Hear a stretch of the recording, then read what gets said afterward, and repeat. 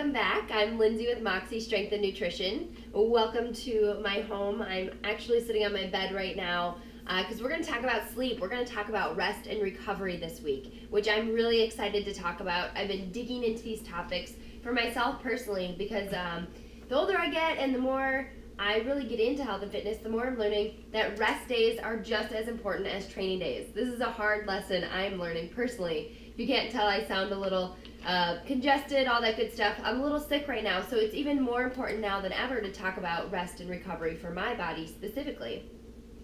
So I'm super excited to share these topics with you. Virtually, we're going to talk about rest and recovery. They sound very similar, but they are two different words and they mean two different things.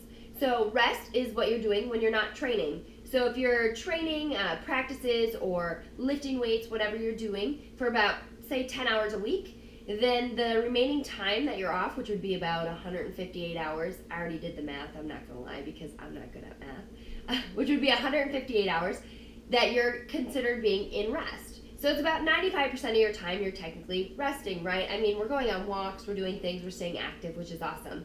But that's what I consider rest.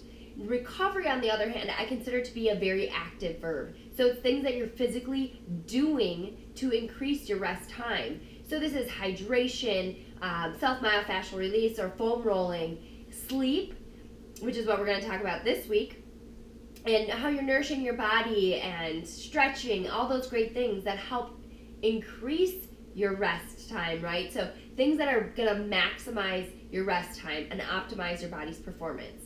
So we're going to cover a lot of the things I touched on in the coming weeks. I'll talk about hydration and self-myofascial release and all that good stuff. But for this week, we're going to focus specifically on sleep.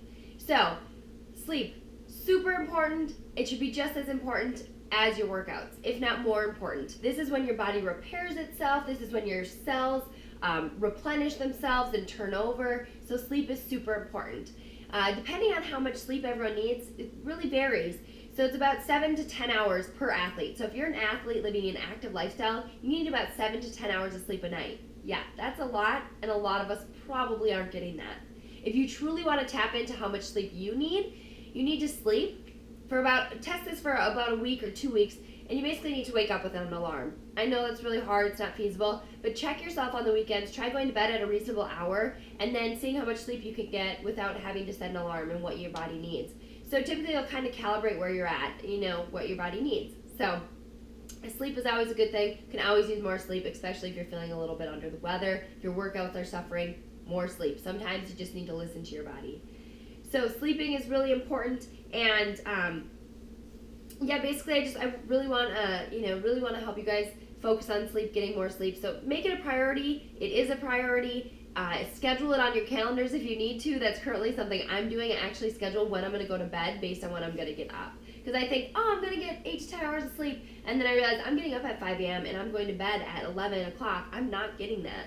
So I schedule what time I need to go to bed on my calendar. There's a lot of great ways you can do it. There's a lot of studies that have been out there. Check out the full article I've written for more. But a lot of studies on how sleep has improved athletic performance. So stay tuned for future blogs that'll be talking more about rest and active recovery with hydration, nutrition, all that good stuff. But for now, get your sleep. It's really important. Even though the sun's shining longer, you still need your good sleep. So hope you guys get lots of Z's this week. It was National Sleep Week last week, so capitalize on that and have an awesome rest of your week. I'm going to hit the hay right now myself.